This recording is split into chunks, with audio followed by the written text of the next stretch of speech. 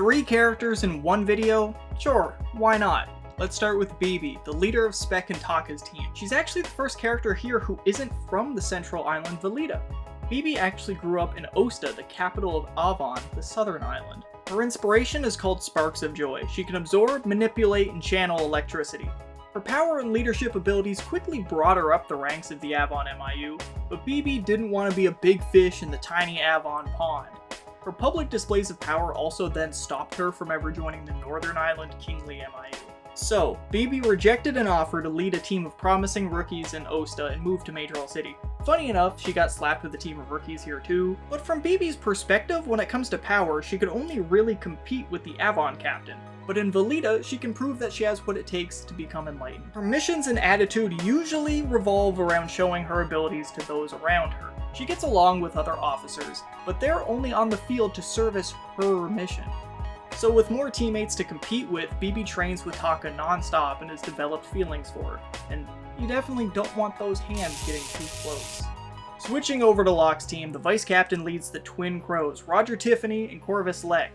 Lek is the adoptive brother of an enlightened who used to be Locke's partner. He grew up in Maidral City and passionately believes in Locke's ideals of protecting everyday people no matter the cost. His inspiration allows him to change any part of his body into that of a crow.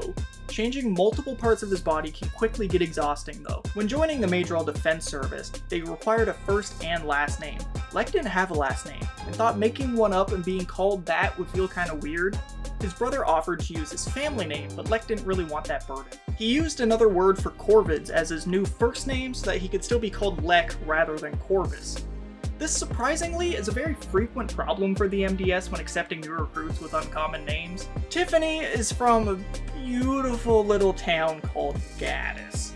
No one seems to really like Gaddis, but you have to drive through it to get to Aguel, and the perception around Gaddis being a dump has caused a lot of its citizens to just lie and say they're from neighboring towns.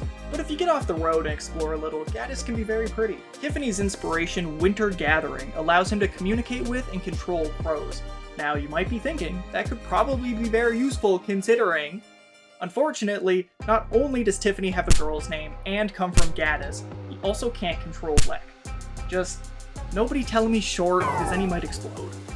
At best, under normal circumstances, if Tiffany used all his power and concentration, then Lek could hear a vague whisper of him. It's like when you're listening to a song, and you swear somebody just said your name. Like you didn't really hear it, but the idea popped in your head. They end up butting heads a lot and aren't able to work together very well, but Locke sees value in both of them and tries to create plans where they can both excel separately and not screw everything up trying to outshine each other. When they're together, they both act a bit differently. Tiffany demands to drop the last name etiquette and have everyone call him King, and constantly tries to control Lek. Normally, Lek is pretty tough but chill.